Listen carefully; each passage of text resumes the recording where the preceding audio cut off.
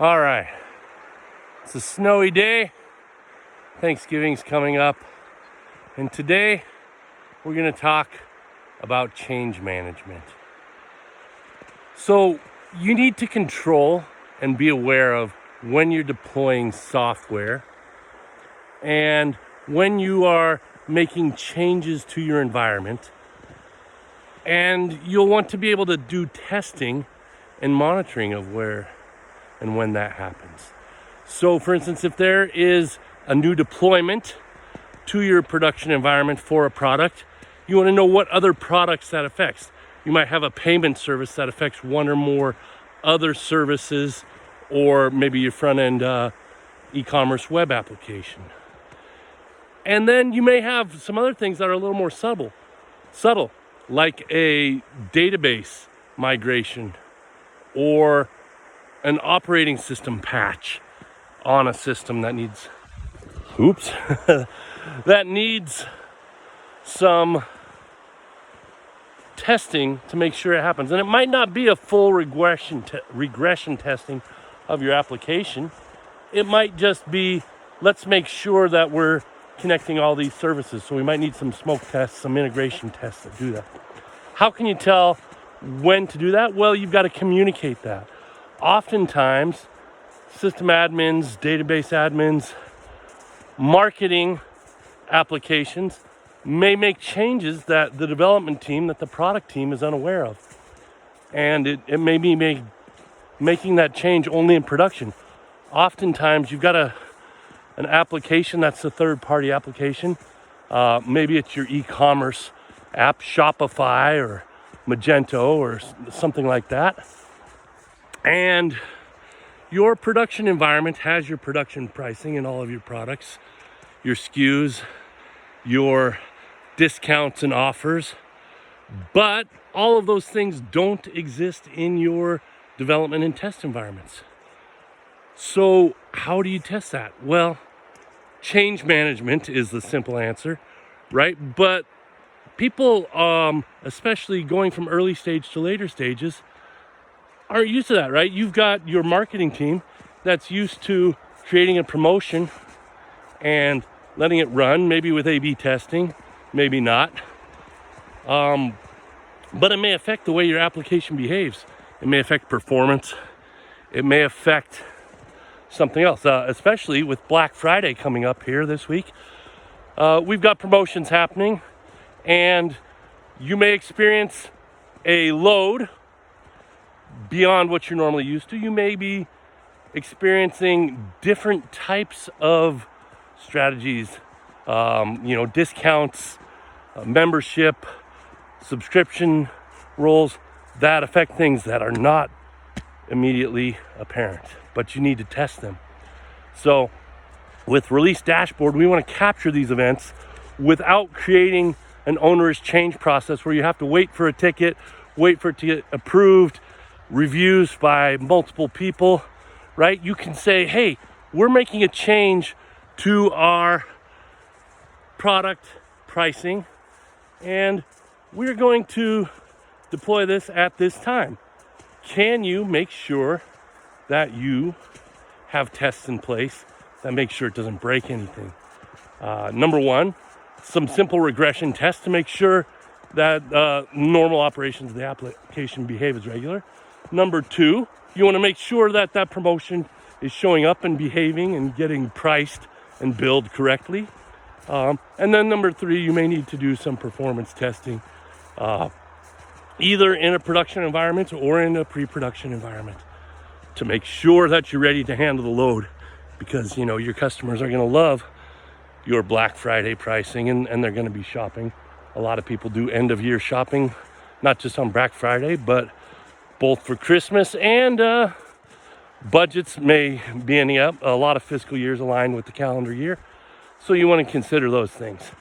But the idea here is that we need to capture those things that your product development teams might not be aware of, but that can still affect performance and reliability of your system.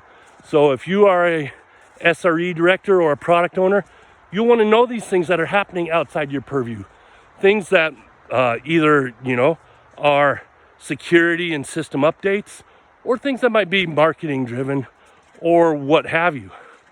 So that's the message I want to get across today, is that we can capture these events and trigger test runs that cover these events sufficiently and have fewer surprises and not end up with a lump of coal in our stocking if you break something accidentally.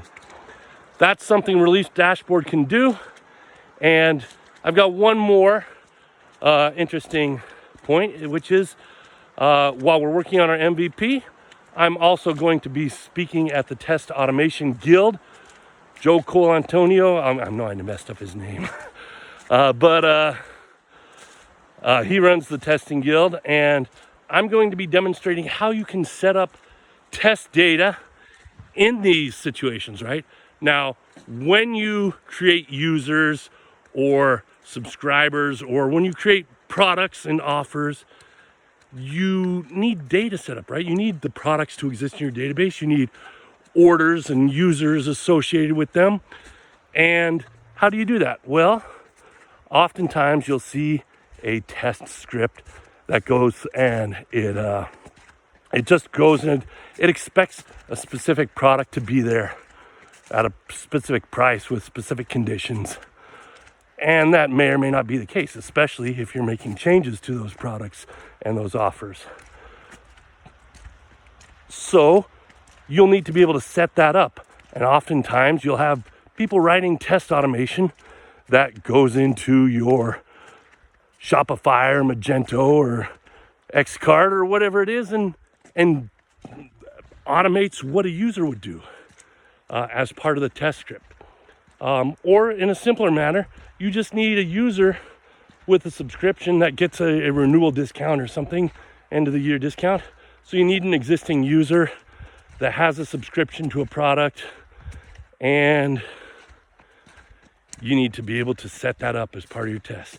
Now, just the simple act of registering a user, adding an email address and a password, an address, a credit card, or what have you, that's often stuff done in automation, but it doesn't have to be done in every test.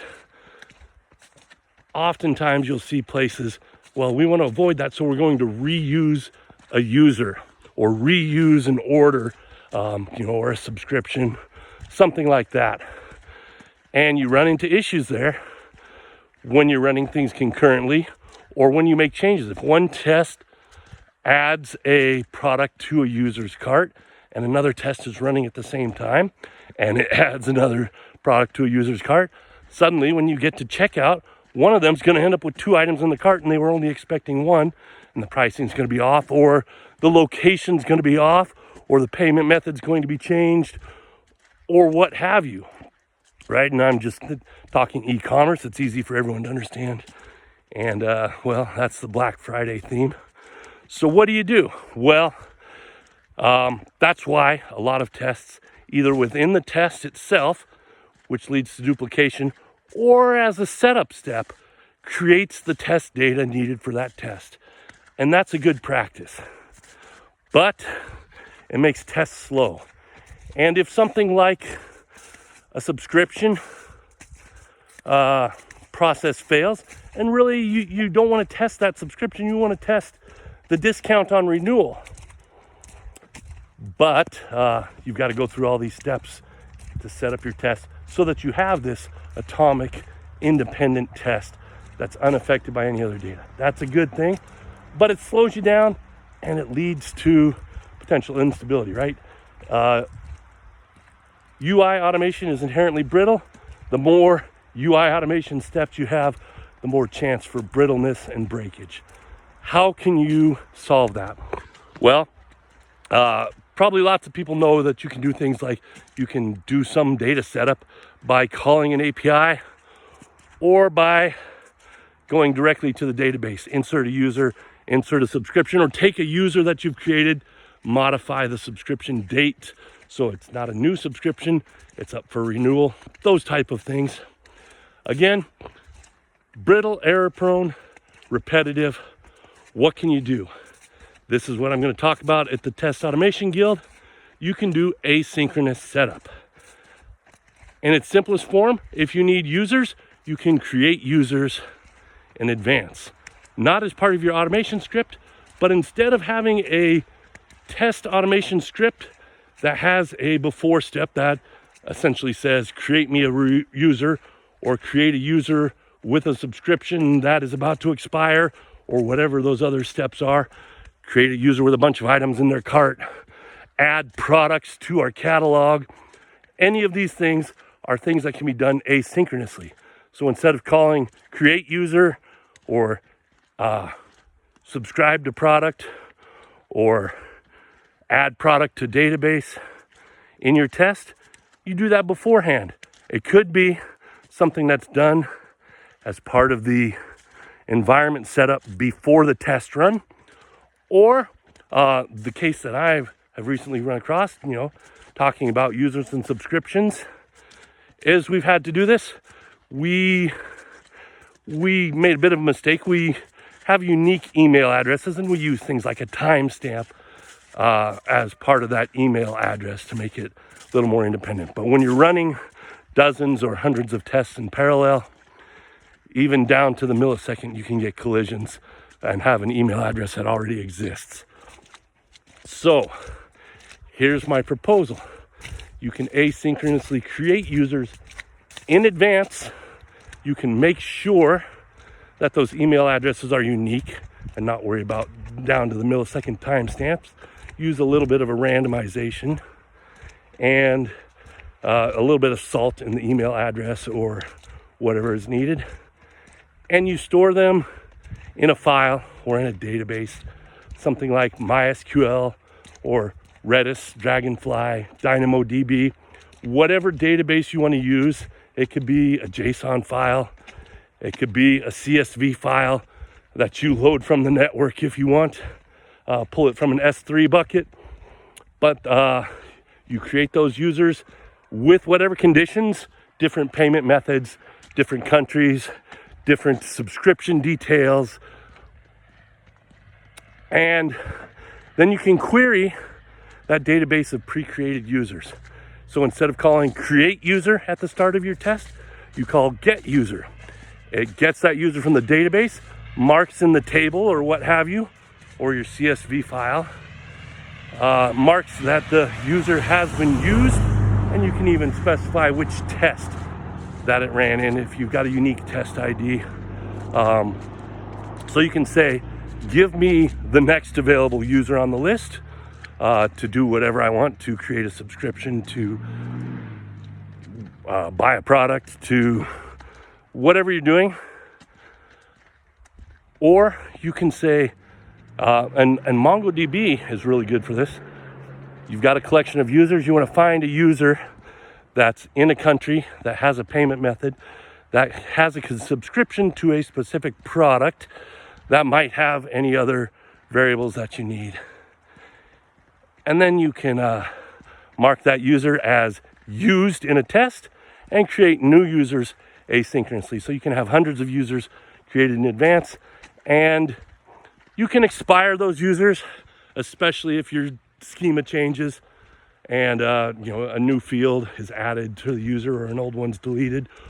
Or you just want to make sure that these users were created with the latest version of your product, your user service or whatever, to make sure they're valid.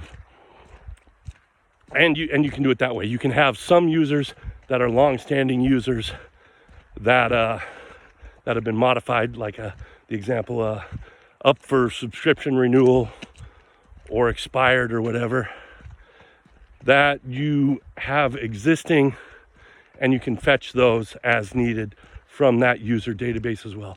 So 2 topics today. Number 1, change management on those events and processes that are normally outside your product development and deployment flow. You got to capture those and run the necessary tests. Number 2, you can asynchronously create test data that's needed, whether it's creating users or whether it's populating your product database with the correct promotions for your holiday season specials or what have you. Those are 2 things that you can do to increase the value and reliability of your testing. And that's it for me.